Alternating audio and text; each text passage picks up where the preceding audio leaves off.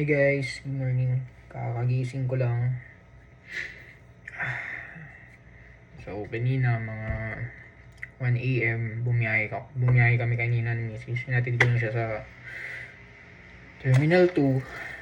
Tapos, umuwi na siya ng probinsya guys. So, ako na lang mag-isa dito ulit ngayon.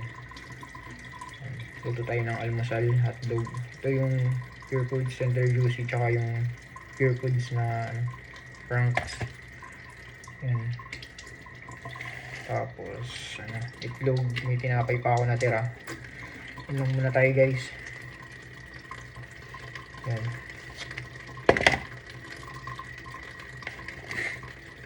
So yun guys, bale pakuluin lang muna natin to sa tubig. Ganun ba kayo magluto ng hotdog? Pinapakulo nyo muna sa tubig. Kasi para mabawasan lang ng konting preservatives.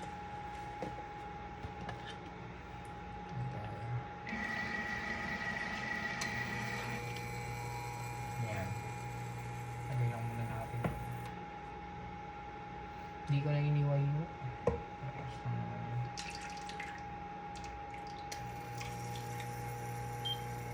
Guys, pakuluan lang natin ito guys.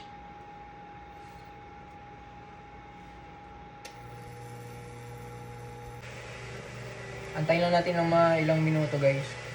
Kasi para maluto talaga siya sa yung loob ng loob ng hotdog.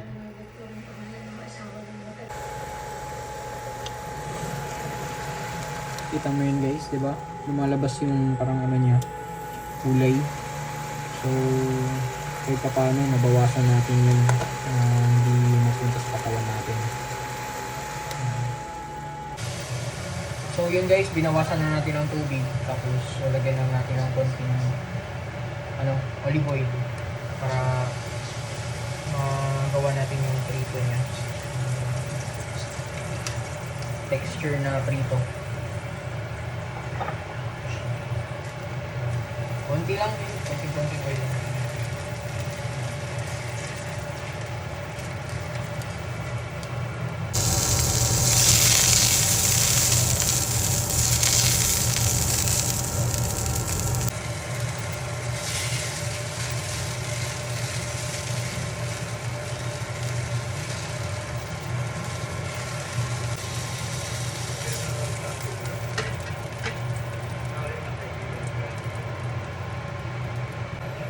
So yun guys, tapos na tayo sa hotdog. Ngayon, itlog na naman tayo.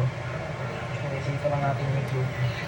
Naglagay na ako ng konting olive oil ulit.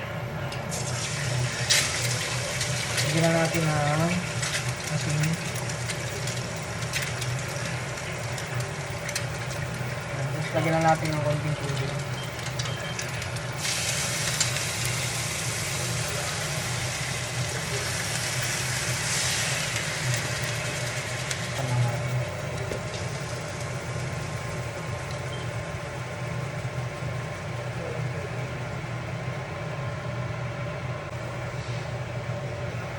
Ito na to guys. Dalhin na natin.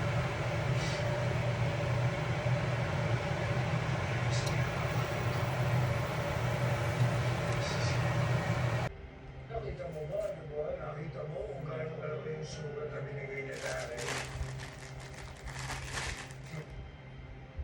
Good luck.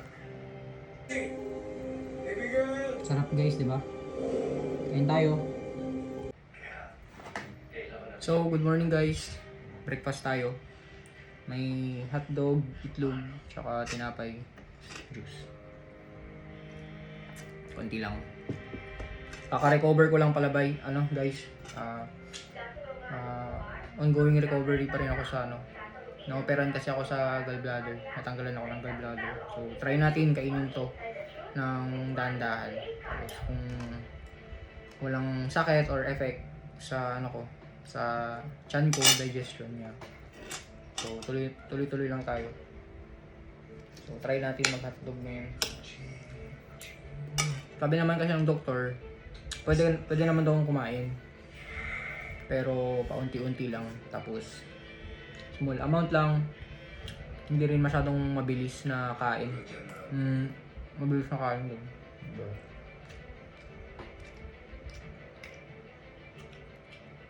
Yes, sir. Harap.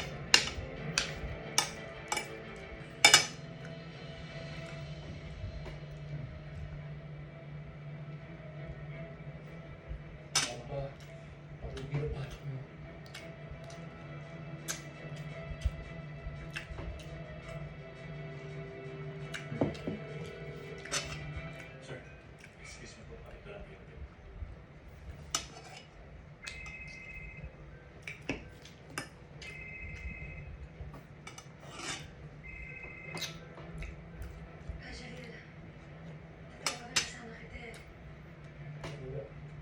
Pasensya na kayo guys. Hindi pa ako sanay magsalita talaga. Gumawa lang ako ng ganitong vlog kasi wala na akong magawa eh. Mag-isa lang ako dito. So, work, tapos bahay, yun lang. Yung family ko nasa probinsya.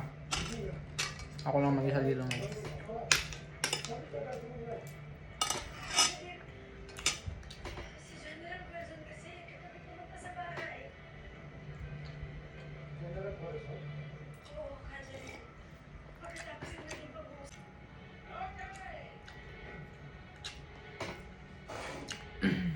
Kung may makakapansin sa akin baka may request kayo na pwedeng iluto, try natin na i-vlog yun guys.